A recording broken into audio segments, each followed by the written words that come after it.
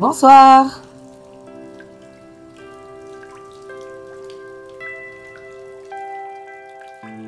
Bonsoir Brigitte.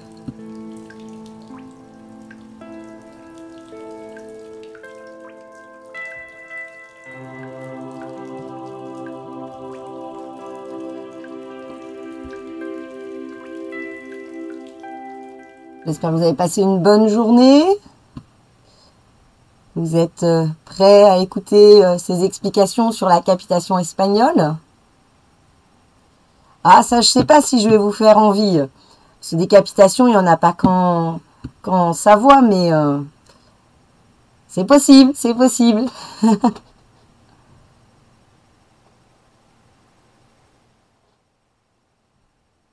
Donc, je vais commencer. Alors, la capitation, oui, je vois qu'il n'y a pas beaucoup de monde en ligne. Je sais pas si j'attends. Je sais pas, 5 personnes, ouais.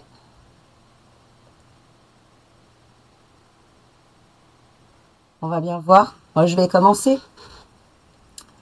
Donc, la capitation, c'est une taxe ou un impôt qui se paye par tête.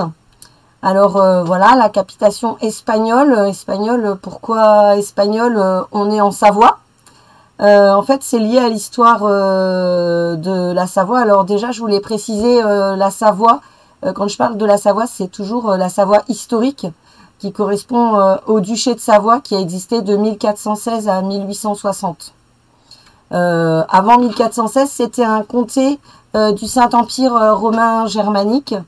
Et il y avait aussi les comtes de Genève, les évêques de Genève, les sires de Faucigny. Donc, je vais vous montrer une carte. Voilà. Donc, avant 1416,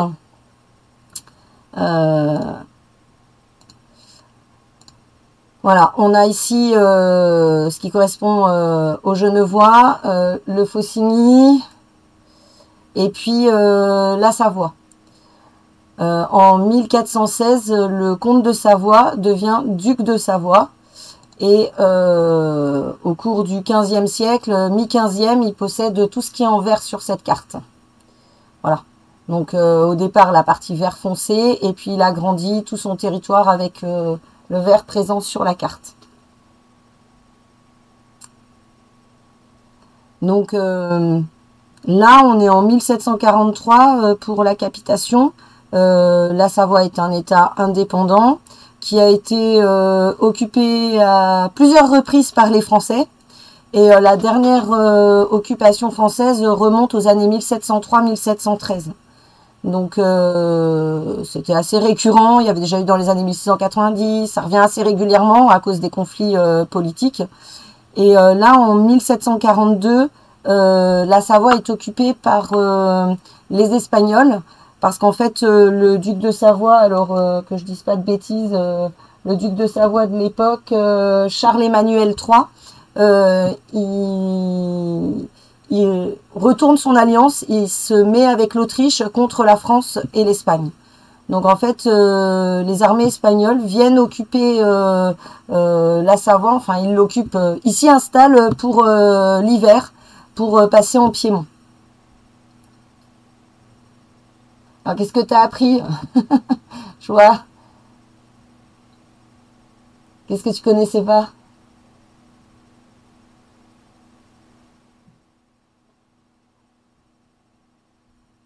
Ah, d'accord. Ouais, c'est assez grand. Donc, du coup, les Espagnols s'installent en Savoie en 1742. Donc, j'ai quelques informations que j'ai trouvées dans différents livres. J'en ai un sur Vuan-Sala qui est un beau livre qui a été écrit récemment. C'est le village de mes ancêtres. Je vais essayer de vous le montrer. Voilà, hop. Voilà, la caméra. Voilà. J'essaie de le montrer. Voilà. Hop. Voilà. Voilà. Vuan-Sala. Donc, on voit pas très bien. Donc, dans ce livre, voilà, ils expliquent bien que à cause de l'occupation, la taille a été augmentée d'un tiers En plus, il faut les héberger, il faut fournir de la nourriture, voilà, c'est une occupation qui va coûter très cher. Et du coup, le duc de Savoie met en place une capitation, un impôt par tête. Et elle concerne cette capitation toutes les personnes âgées de plus de 7 ans. Donc au moment du challenge AZ 2019, j'avais beaucoup parlé de la Savoie, enfin j'avais parlé que de la Savoie. Et j'avais fait un article, j'avais un peu triché, j'avais pris le cas. J'avais fait un article sur la capitation espagnole. Donc en fait, il y a des sommes à payer mensuellement par personne en fonction de leur niveau social. Donc les nobles, c'était 1 livre 5 sols, les bourgeois 1 livre, les artisans ou les marchands 15 sols, les paysans ou ouvriers 9. Et tous les pauvres, les mendiants, les moins de 7 ans étaient exonérés. Ouais, j'ai vu le livret à l'envers. Il faudra que je regarde comment mettre à l'endroit. Donc j'avais fait un petit géniali à ce moment-là qui montrait une petite capitation, une page de Ville en Sala. Et en fait, on voyait, voilà, là, Pagnot Périne, pauvre, donc zéro, elle paye pas.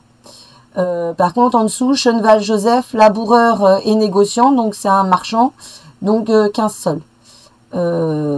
Après, on avait donc tous les plus de 7 ans, 9 sols chacun. Et puis après, on avait les moins de 7 ans exemptés puisqu'ils ont 5, 3 et 1 an. Et le foyer suivant, c'était un foyer François Frère, Feu François Frère, Feu Michel, donc son père, laboureur, donc il paye 9. Par contre, après, on a sa mère, Perrine Pelé, infirme, donc elle est exemptée, 0. Un frère, Claude, mendiant, 0. Une sœur, Marie, mendiante, 0. Et une sœur, Jacqueline, 12 ans, elle n'est pas mendiante, 9, voilà. Donc on voyait comment fonctionnait cette capitation.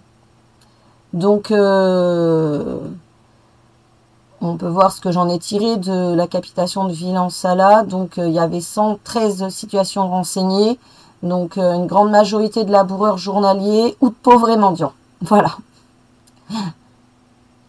Ça donne des informations sur la vie dans le village à une date donnée.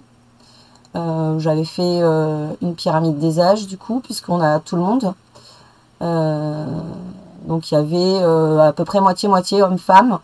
Et il y avait quand même la moitié de la population qui avait moins de 20 ans, dont une grande majorité qui avait moins de 12 ans, puisque 106 personnes sur 301 avaient moins de 12 ans. Voilà, quelques plus de 60, mais seulement 25 personnes sur 30 et 31. Après, j'avais vu les chefs de famille, donc par rapport à mon intervention la dernière fois, sur la consigne des mâles de 1726, on voit encore un grand nombre de foyers tenus par des hommes et quelques femmes qui tiennent le foyer des femmes veuves. Désolée, ça c'est le téléphone. Je pense qu'on arrive à décrocher. Voilà. Après, j'avais vu combien payait chaque famille et la répartition des familles. Il y avait quand même 19 familles qui étaient totalement exemptées. Voilà, donc j'avais fait une petite analyse à partir de la capitation de ville.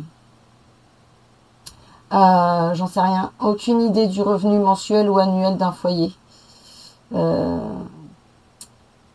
c'est l'équivalent d'un recensement, c'est ça, Brigitte. Et c'est assez riche, je vais vous montrer des pages après.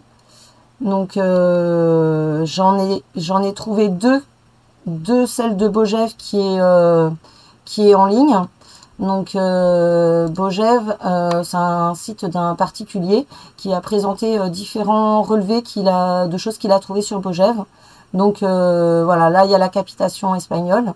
Donc il en a fait un fichier PDF, enfin il a fait 2 fichiers.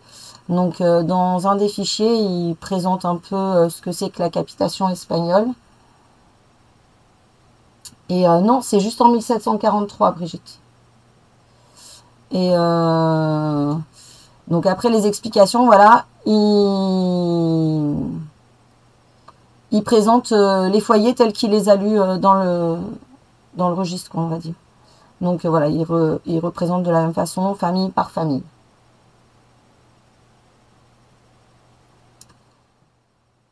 Donc voilà pour Bogève. Et j'avais trouvé... Alors c'est pas une explication complète, celle de Contamine. C'est le petit colporteur, c'est un petit magazine local, un petit journal local qui raconte plein de choses sur les villages alentours. Et du coup, il y avait des explications sur la capitation espagnole et une analyse de Contamine sur Arves. Donc il n'y a pas tous les chefs de famille, c'est plus une analyse globale de ce qui a été trouvé. Donc 338 personnes, un peu plus d'hommes que de femmes. Voilà, il y a toute une analyse avec les noms de famille.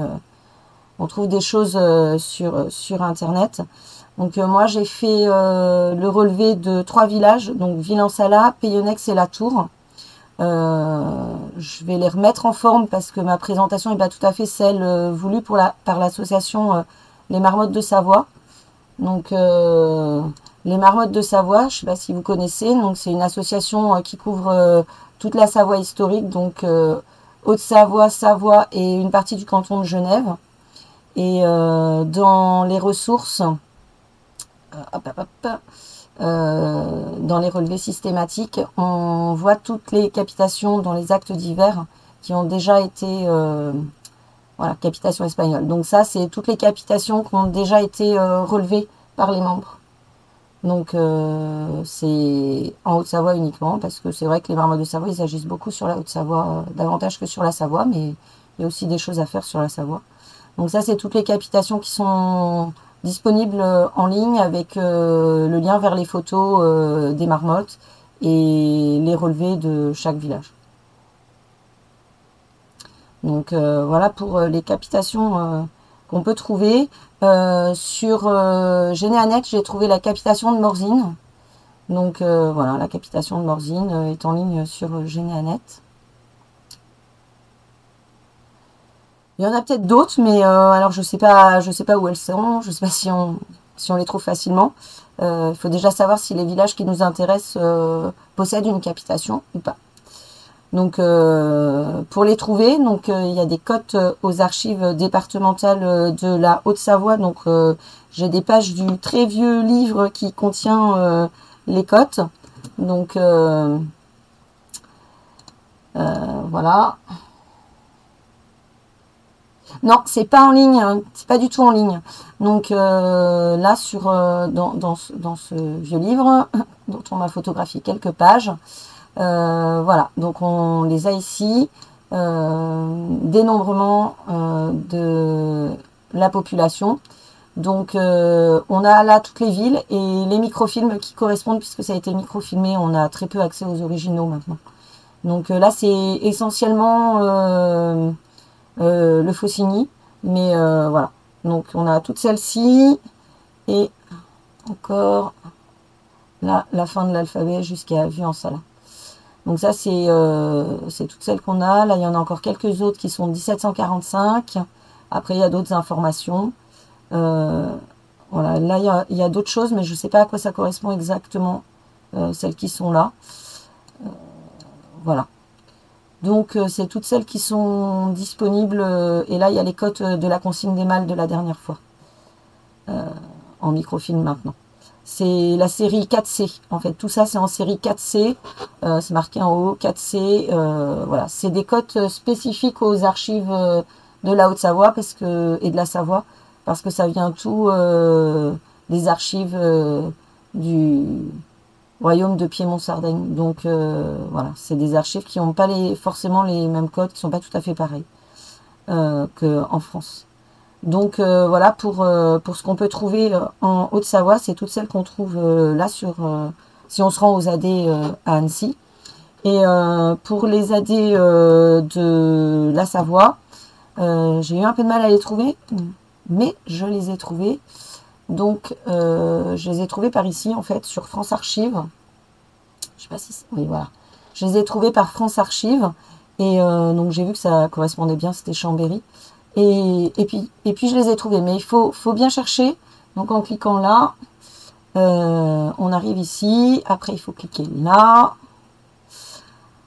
Ensuite, j'ai cliqué sur capitation en bas. Il faut bien chercher. Hein. Là, c'est un résumé voilà, succinct, mais alors après, est-ce que c'est là que j'ai cliqué, que je dise pas de bêtises? Donc là, c'est la lettre A, c'est ça. Et en cliquant sur la lettre A, j'ai toutes les villes qui sont contenues dedans. Et on a des communes qui sont de Haute-Savoie, puisque par exemple, là, il y a Annecy. Donc aux archives de la Savoie, on en trouve de Haute-Savoie. Voilà, donc il faut vraiment farfouiller hein, pour trouver. Donc ça, c'est pour le A. Et je recommence, capitation. Là, ça va être les B, les C, et ainsi de suite. Donc, il faut à chaque fois cliquer. Par exemple, là, c'est fin de la lettre S. Donc, en cliquant dessus, on a les villes qui sont concernées. Donc, il faut vraiment fouiller pour trouver les codes aux archives de la Savoie. Mais au moins, les codes sont en ligne. Alors que les archives de la Haute-Savoie, elles ne sont pas en ligne. C'est le vieux livre dont j'ai 2 photos, là. 2-3 photos. Donc, voilà pour les trouver. Et après, il faut aller les consulter ou alors voir avec les associations. Par exemple, les Marmottes de Savoie en ont photographié pas mal. Et puis, ils en photographient à la demande. Donc, si on a besoin d'une commune qui existe et qui n'est pas photographiée, ils peuvent le faire. Après, on fait le relevé. Donc, je vais vous montrer à quoi ça ressemble maintenant. Donc, il y a celle de Saint-Jean-de-Tholome dans mon secteur de recherche. Qui est assez bien faite, qui a été photographiée par les marmottes d'après l'original, donc ça c'est plutôt bien. Donc ça se présente comme ça, donc je vais zoomer un peu. Donc province du Faucigny, Saint-Jean-de-Tholome, dénombrement des particuliers et habitants de la paroisse de Saint-Jean-de-Tholome, à teneur du manifeste de nos seigneurs de la délégation générale de Savoie en date du 8 août 1743. Le présent pour le bureau de la délégation générale de Savoie. Voilà. Et donc après, à l'intérieur, ça se présente comme ça. Donc en haut, on a nom des particuliers et habitants de la paroisse de Saint-Jean-de-Tholome avec le dénombrement de leur famille, domestique et profession d'un chacun. Âge d'ICE, taxe d'un chacun par mois et le total pour chaque foyer. Ah bah oui, Sophie, t'arrives en retard. T'arrives pile poil pour voir à quoi ça ressemble. Et toutes les explications étaient juste avant. Donc voilà, un foyer, ça se présente comme ça. Donc là, on a le nom du foyer, donc l'homme, sa femme, son fils, sa fille, une autre fille, une autre fille. Donc à chaque fois, on a les âges et combien paye chacun. Donc voilà, 9 pour tout le monde. La dernière, 5 ans, elle est en dessous de l'âge de 7, donc elle ne paye pas. Donc là, on a un autre foyer, donc on voit 9 tout le monde, les petits ne payent pas, 9 tout le monde, donc à chaque fois les âges. Voilà, ça c'est pour celle de Saint-Jean, voilà, ça, elle est assez claire, nette, bien lisible. Là, on a un foyer avec pas mal de monde. Voilà, on voit un peu à quoi ça ressemble. On a beaucoup de neufs. Donc là, on a des pauvres, donc il n'y a pas à payer. Voilà, ils sont exemptés, les pauvres. Voilà, ça dépend complètement des foyers. Et je vais en montrer une autre, celle de vue. Donc, celle de vue en Sala, elle est photographiée à partir du microfilm. Donc, la qualité est beaucoup moins bonne. Et elle contient beaucoup, beaucoup plus de photos parce que c'est un plus gros village. Et c'est pas tout à fait présenté pareil, mais ça ressemble quand même pas mal. Donc, c'est par lieu dit. Donc, là, c'est le bourg de Vue. Donc, de Musy, Sieur Joseph, insinuateur au bureau du présent lieu, donc 70 ans, et lui paye 1 livre, c'est plus cher. Sa femme sans profession, 72 ans, donc 1 livre aussi. Un fils avec lui sans profession, une fille avec lui sans profession, un valet avec lui, donc c'est que 9. Une servante avec lui, une servante avec lui, une belle-fille veuve de son fils aîné, donc reste à la Bonneville, c'est-à-dire Bonneville, c'est une ville. Une petite fille reste avec sa mère. Et voilà, donc là on n'a pas les noms, on a juste le nom du chef de famille, on n'a pas les prénoms. C'est comme ça pour les premiers foyers. Après, après ils s'y sont mis. Donc là, la première page. Et puis là, en fin de page, ça commence. Il y a les noms de tout le monde. Et ensuite, ensuite ils seront réguliers. Voilà, on a les noms. Gavard Boitier François, cabaretier, sa femme Laurence Morel, un fils François, une fille Jacqueline, un fils Joseph, une servante Bernardine Gaillard. Après, c'est la somme totale. Voilà, donc après, on a tout le monde. Donc là, il y a des cabaretiers, donc c'est une livre. Par contre, mendiant, 0 pour tout le foyer. Donc voilà, mendiant. Laboureur cordonnier, donc lui, c'est 15 sols. Voilà. On a tous les foyers comme ça, page par page. Voilà. Donc, et on a toujours la somme complète du foyer ici.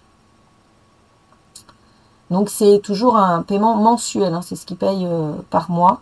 Donc là, il y a beaucoup de pages. C'est très long, c'est celui qu'il faut que je fasse. Donc c'est assez intéressant au niveau de toutes les données qu'on y gagne sur la composition des familles. Comme il y a les employés domestiques qui sont présents aussi dans les foyers, c'est assez intéressant. Donc c'est seulement en 1743. Donc comme la dernière fois, seulement en 1726. Ben, là, on a moins de 20 ans après, on a une autre image du village, mais cette fois-ci avec les femmes. Puisque la dernière fois, on n'avait pas les femmes. Voilà. Donc là, c'est un peu plus complet, un peu plus intéressant au niveau vraiment familial, la cellule familiale. Ça permet de voir qui vivait avec qui dans le foyer. Donc après, moi, je les saisis. Donc pour les saisir, je vais vous montrer un exemple.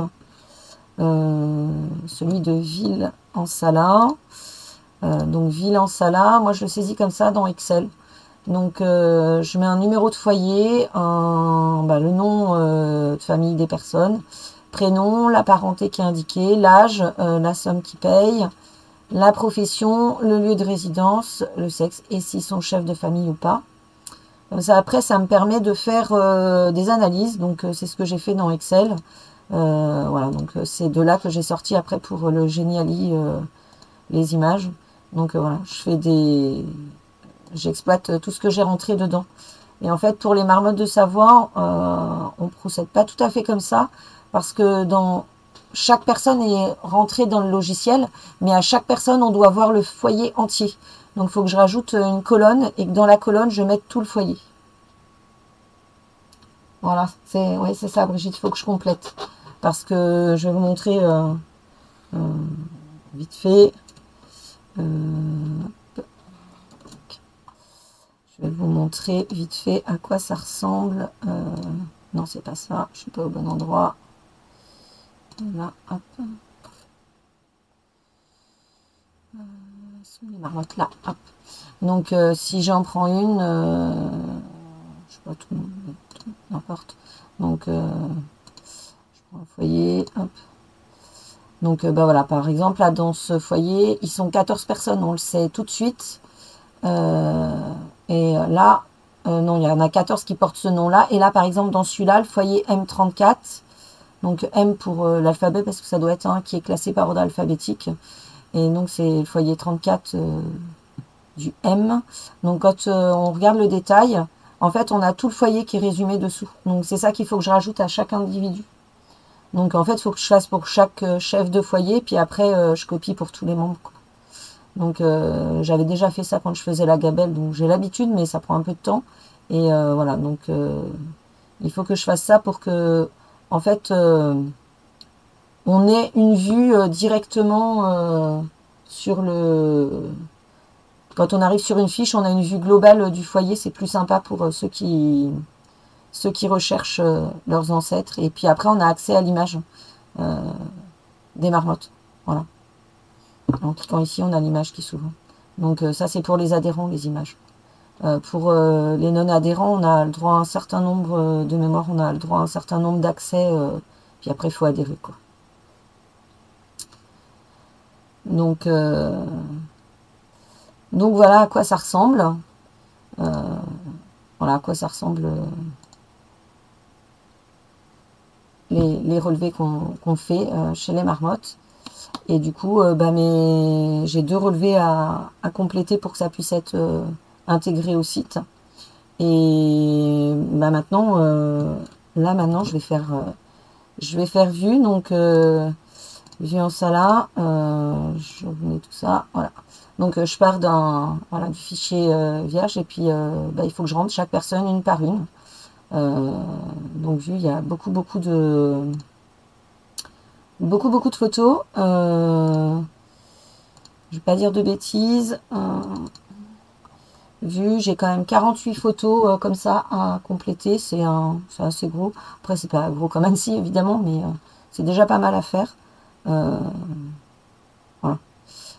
Pour donner une idée,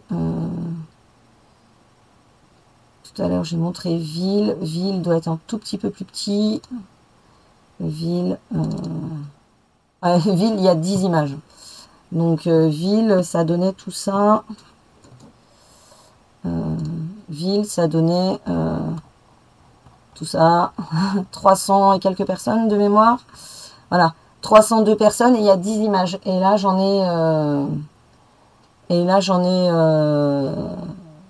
48.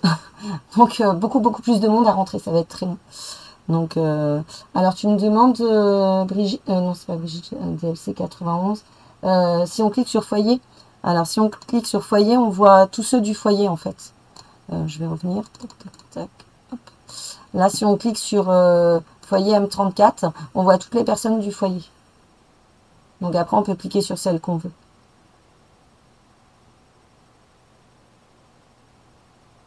Voilà.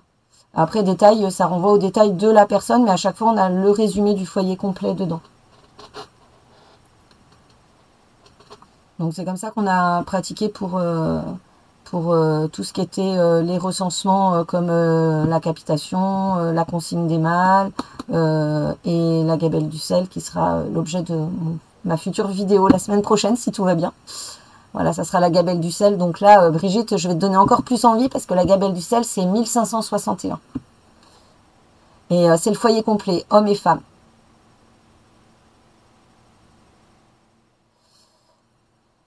Donc voilà, donc ben maintenant il faut que je m'attelle à vue. Donc ça va prendre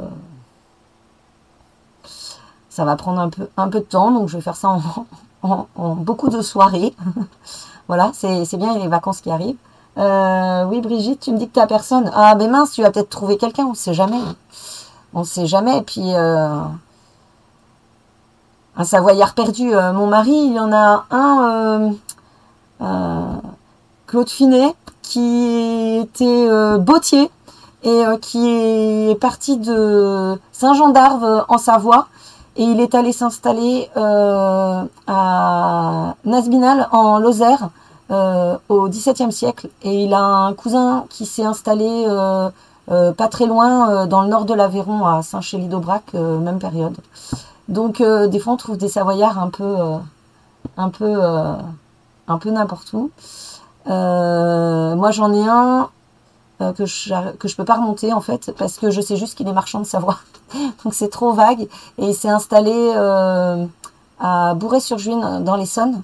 À Bourret, il s'est installé milieu du XVIIe.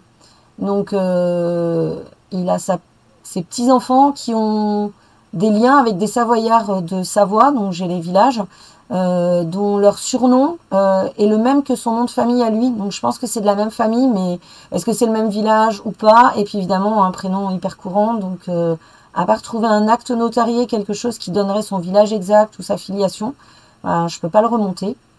Je suis même pas sûre du village exact. Je sais juste qu'il est marchand de Savoie.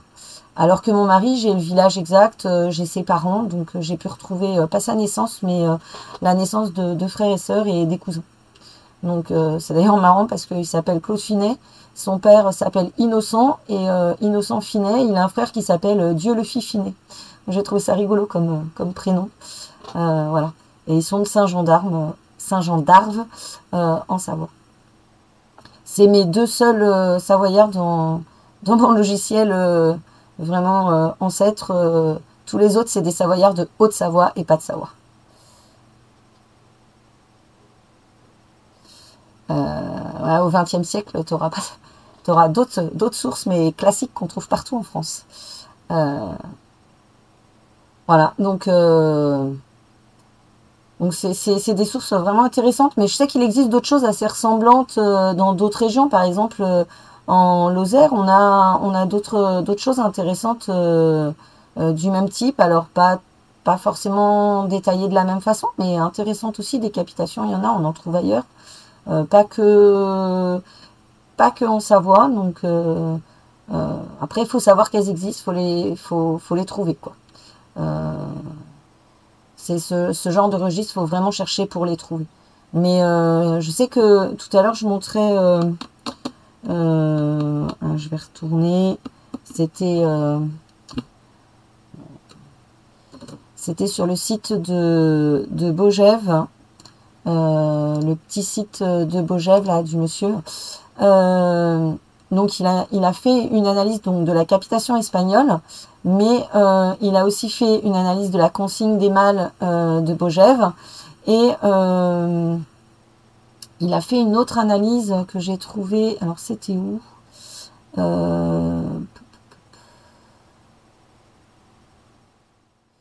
Il a fait une autre analyse. Est-ce que c'est dans Impôts, la Gabelle? Ah, voilà, révision de la taille de Bogève en 1640. Et en fait, ça, il a trouvé à Bogève même, à la mairie. Ah bah oui, Sophie, on n'a pas tous au même endroit. Donc voilà, il a trouvé ça, là, il a trouvé ce registre à Bogève. Donc c'est les tailles qui payaient, et ça il l'a trouvé à la mairie, quoi. Donc des fois en fouinant on trouve des choses, donc il a tout relevé, tout saisi, et c'est 1640, voilà. Donc il y a quelques pages, bon c'est pas très très grand, voilà. Donc on trouve des choses intéressantes dans les mairies. Après il faut chercher, il faut demander, il faut peut-être être un peu connu pour qu'on nous sorte des vieilles choses. Voilà. Moi, je sais que j'ai eu un terrier qui était épais comme ça dans une mairie et qui garde bien secrètement. Voilà, ils disent pas qu'ils l'ont, mais j'y ai eu accès et c'était pas en Haute-Savoie, hein, c'était dans une autre région. Voilà, dans les mairies, on peut arriver à trouver des choses anciennes, intéressantes. Et là, ben, à Bogève, il a trouvé un petit registre sympa. Donc, je pense qu'on peut trouver partout en France hein, des choses un peu différentes, mais faut chercher et il faut trouver. Voilà, voilà. Donc voilà ce que je pouvais dire de, de la capitation. Sophie, je crois que tu as loupé tout à l'heure quand je montrais où c'était sur les archives de Savoie. Donc, je les ai trouvées, là, c'est ici. Je les ai trouvées sur France Archives et après, voir sur le site d'origine, on tombe dessus, là. Alors, attends que je te remontre. Là, le site d'origine, on tombe ici dessus. Donc, après, il faut cliquer sur capitation. Et après, par ordre alphabétique, la commune qui t'intéresse, tu cliques dessus. Là, c'est DAL. Et tu as la liste des communes qui sont conservées et la cote du microfilm. Donc voilà, en Savoie, il y en a aussi. Il n'y a pas qu'en Haute-Savoie. En Haute-Savoie, c'est essentiellement celle du Faucigny. Je crois qu'il y en a un petit peu qui ne sont pas du Faucigny. Je n'ai pas montré tout à l'heure, mais je crois qu'il y en a un tout petit peu. Et sinon, les autres sont sur le site de la Savoie ou alors elles ont disparu, elles n'ont pas été conservées. Alors, c'était... J'ai pas montré tout à l'heure. Je sais pas. Ça, c'était pour le Faucigny, 1743. Et je sais pas s'il n'y avait pas sur la page d'avant. Ouais, le Chablais. Le Chablais, il y en a un petit peu. Occupation espagnole. Voilà, et pas grand-chose. Hein. Il y a Antilles et Margencel. Il y en a deux pour le Chablais. Donc, Voilà. Après, il y a sûrement d'autres cotes, là, il faudrait les consulter, qui doivent être bien sympas. Rôle d'imposition, dénombrement des chefs de famille, des bœufs, chevaux et mulets en 1768. Il y a sûrement plein d'autres choses à chercher. Il faut fouiner et, et chercher vraiment en Savoie, Haute-Savoie, faut fouiner pour trouver. Hein. C'est pas encore bien renseigné pour retrouver les archives. Ça, c'est vraiment le problème. Et il y a beaucoup d'archives qui sont côté SA. Et SA, c'est pour la Sardaigne, en fait.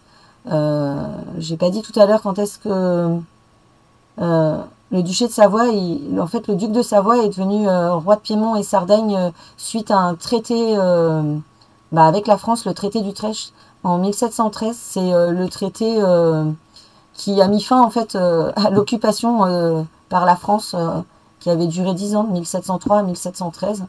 Et il y a eu ce traité, et à ce traité, il y a eu des accords, et la Savoie a eu le Piémont, et a eu la Sicile, mais ils ne voulaient pas de la Sicile, donc ils l'ont échangé contre la Sardaigne. Voilà. C'est à ce moment-là que le duc de Savoie est devenu roi de Piémont et Sardaigne. Voilà. Et c'est pour ça sarde, et que les archives sardes, alors que en fait c'est essentiellement des archives du duché de Savoie.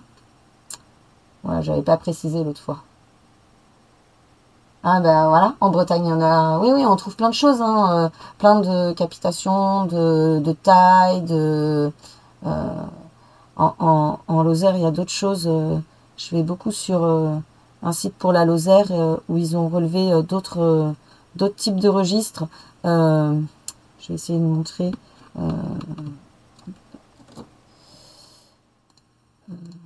Voilà. C'est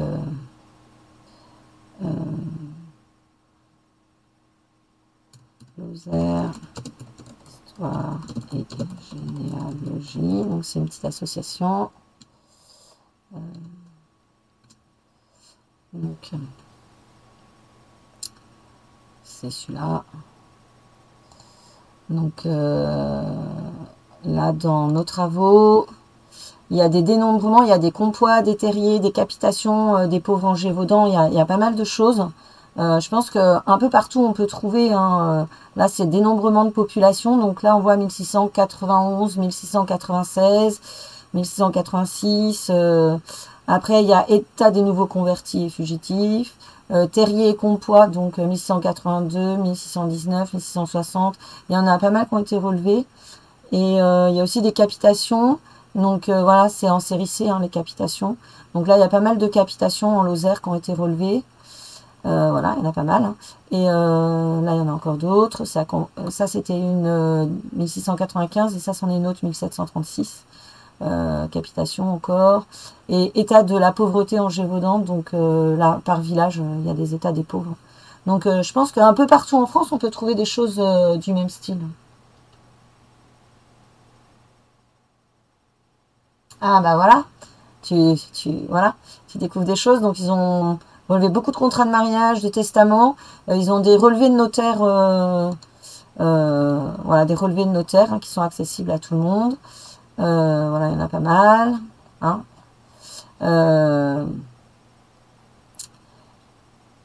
Après, et des BMS, et voilà, ils ont pas mal de choses, un peu la Haute-Loire, pour tout ce qui est frontalier, on va dire. Voilà, ils ont pas mal de choses. Hein. Faut chercher dans les associations, on trouve des choses, il faut fouiner. Je me demande si les archives du Nord ou du Pas-de-Calais ont mis en ligne.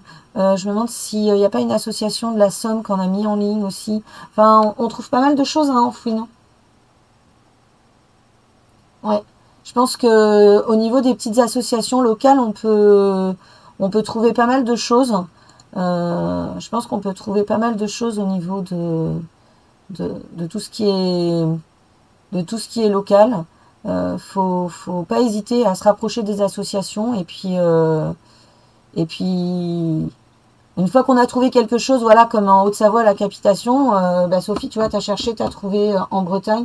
Faut chercher, on peut trouver. Après, il y a il y a des choses qui ressemblent, il y a des choses vraiment différentes. Vraiment, la gabelle du sel, ça sera, quand j'en parlerai la semaine prochaine, la gabelle du sel, c'est un recensement de toute la population en 1561. On n'en a pas ailleurs. On n'en a pas ailleurs. Voilà. Mais dans la Haute-Loire, il doit y avoir des choses. Il faut se rapprocher des archives de la Haute-Loire. Moi aussi, enfin, moi, j'en ai pas en Haute-Loire, c'est mon mari. Mais ouais, je crois que j'en ai pas parce que toute la Lozère-Cantal, tout l'Aubrac, on a tous les deux une branche qui s'entrecroise constamment avec plein d'ancêtres communs. Mais lui, il monte en Haute-Loire, il descend en Aveyron. Moi, en Aveyron, je descends quasiment pas et je monte pas en Haute-Loire. Lui, je reste vraiment Lozère-Cantal. Lui, il en a pas mal en Haute-Loire et c'est vrai qu'il faudrait regarder, mais il doit y avoir pas mal de choses à trouver aussi. Et il faut chercher. Et puis des fois, on trouve des choses vraiment par hasard parce que dans le Cantal, j'ai trouvé un état de la population. De mémoire, c'est 1660 quelque chose. Et c'est aux archives du Puy-de-Dôme. Donc, c'est parce que quelqu'un avait accès à ce registre, connaissait l'existence, qu'il en a fait un petit relevé, il l'a mis sur son site, et du coup, j'ai découvert cette source, mais je la connaissais pas du tout. Et c'est un village Saint-Urcise d'où est originaire ma famille patronymique, les Birons, et il y a un état de la population en 1660 quelque chose qui se trouve dans le Puy-de-Dôme, alors que c'est dans le Cantal. Donc des fois, on découvre des choses un peu par hasard et c'est assez surprenant. Donc faut pas hésiter à chercher. Je pense que vraiment, c'est des sources qu'on n'a pas l'habitude de fréquenter et qui sont super intéressantes. Voilà, donc je pense que j'ai pas tellement plus à dire sur la capitation.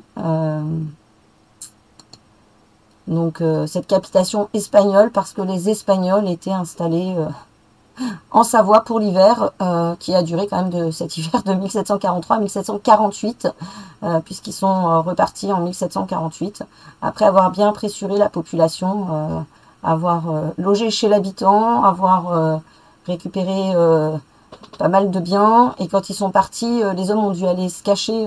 On a dans le registre de Vieux, voilà, ils expliquent qu'ils ont dû, ou c'est en 1713 quand les Français sont partis. Ah ouais, c'est ça, c'est 1713 quand les Français sont partis, je crois. Je ne vais pas dire de bêtises. Je vais regarder, pas dire de bêtises l'un ou l'autre, mais au moment du départ, que ce soit les Français ou les Espagnols, les hommes se sont cachés. Ouais, c'est ça, c'est en 1713. En 1713, au mois de juin, les Français se retirèrent après avoir épuisé le pays qu'ils ont occupé pendant environ 12 ans. Et avant de se retirer, ils envoyèrent des soldats dans les paroisses pour se saisir des principaux, ce qui fut cause qu'aux processions d'érogation, il n'y avait pas 10 hommes, le reste s'étant sauvé dans les bois de la montagne. Donc voilà, les occupations par les Français, les Espagnols, c'est récurrent, le passage des Vaudois, voilà, la Savoie, elle a connu pas mal de passages. Ce qui est pas mal, ce qui est intéressant, c'est que les ducs de Savoie, ils ont copié pas mal de choses au niveau de la mise en place de l'état civil, puisque c'était des périodes où les Français étaient très présents en Savoie, très, très présents. Et du coup, le duc de Savoie, il a copié pas mal de choses des Français. Donc, en Savoie, on a les registres paroissiaux qui commencent exactement comme si on était en France, quoi.